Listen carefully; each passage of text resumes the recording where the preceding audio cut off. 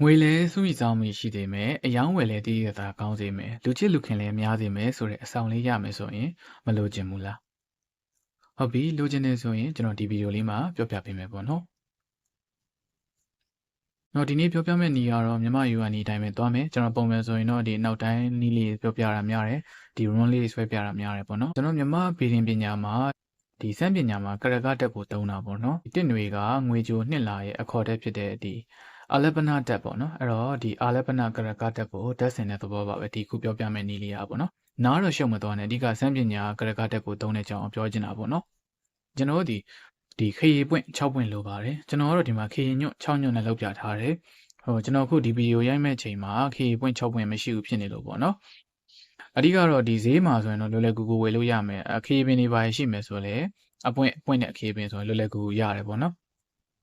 ခေရီပွင့်6ပွင့်မှာမဟုတ်ဘူးခေရီညွတ်ဆိုရင်လည်းရတယ်အဓိကတော့လူချင်းလူခင်လေးလည်းများစေချင်တယ်ကျွန်တော်အပွင့်တက်လေးရအောင်လို့ခေရီပွင့်နဲ့တုံးတာဖြစ်ပါတယ်အတက်နိုင်ဆုံးကတော့ကျွန်တော်ခေရီပွင့်နဲ့ပဲတုံးစေချင်တယ်ခေရီပွင့်မရအောင်ဆိုရင်တော့ခေရီညွတ်နဲ့လုပ်ပေါ့နော်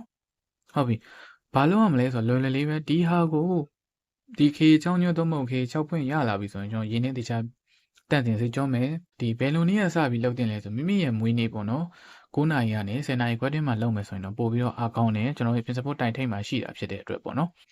ဆရာရဲ့အဲ့လိုနေမှာကျွန်မမအောင်ကျွန်တော်မအောင်ဆိုလည်းပြဿနာမရှိဘူးမိမိအဆင်ပြေတဲ့အချိန်မှာဖះရှိခိုးပြီးတော့ကိုလည်းတန်စင်ဖះရှိခိုးပြီးတဲ့အချိန်မှာရွေးဖက်ပူဇော်ပြီးတဲ့အချိန်မှာစောင့်မယ်ဆိုရင်တော့ပို့ပြီးတော့အဆင်ပြေတယ်ဒီလားဖះမှာဒီခေပွင့်လေး6ပွင့်3မုတ်ခေလေး6ကိုဖះမရှိခိုးစင်မှာခဏပကံလေးနဲ့ကတ်လိုက်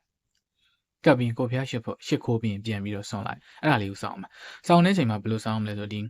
ကိုကဒီခေပွင့်6ပွင့်3မုတ်ခေပွင့်6ညုံကိုလက်ထဲမှာလူမျိုးလေးစောက်ကင်ပြီးတော့မြတ်တာတုံးလေးရွတ်ပြီးတော့ဆောင်ပေးမယ်။ဆရာကျမမြတ်တာတုံးမရဘူးဟဲ့ဆိုရင်လည်းအနည်းဆုံးတော့ဒီဝါဒပလီကာရာလောက်တော့လူတိုင်းရမယ်ထင်တယ်။ဒီဝါဒပလီကာရာလေးရွတ်ဖတ်ပြီးဆောင်ပေးပါ။ဒီကတော့မြတ်တာအပွင့်တက်လေးရောရကျင်တယ်ဆိုရင်တော့မြတ်တာတုံးလေးမရရင်လည်းစောက်လေးကြည့်ပြီးတော့ရွတ်ပေါ့နော်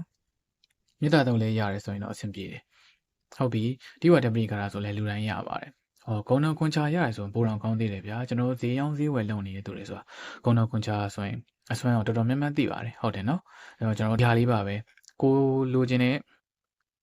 အရာပေါ်မှာမူတည်ပြီးသုံးရမှာပေါ့နော်ကိုကအပွင့်တက်လေးလည်းရကျင်တယ်ဆိုရင်ခေပွင့်ကိုမဖြစ်မနေသုံးပေးရပါမယ်ဘယ်နေသားသမီးပဲဖြစ်ဖြစ်ခေပွင့်6ပွင့်ပဲဆောင်းရမယ်ဘယ်ချိန်ဆောင်းရမလဲမိမိရဲ့မွေးနေ့9နာရီနဲ့10နာရီမနက်ခင်းပေါ့နော်9နာရီနဲ့10နာရီခွဲကြားအတွင်းမှာအကောင်းဆုံးချိန်ပဲဖြစ်ပါတယ်ကျန်တဲ့ချိန်ဒီမှာဆောင်းမယ်ဆိုရင်လည်းရပါတယ်ပြဿနာတော့မရှိပါဘူးဒါပေမဲ့အဲ့ကာလမှာကိုယ့်ရဲ့ဒီပြင်စဖို့တိုင်ထိတ်မှာရှိနေတာဖြစ်တဲ့အတွက်အဲ့ကာလမှာဆောင်းခိုင်းတာဖြစ်ပါတယ်ဒါလေးကိုကျွန်တော်ရဲ့အလုပ်သပွဲထဲမှာဖြစ်ဖြစ်ပတ်စံအိတ်ထဲမှာဖြစ်ဖြစ်ဆောင်းထားပေါ့နော်ဒါလေးကိုပြောပြတာပါအဆင်ပြေပါသေးခင်ဗျာ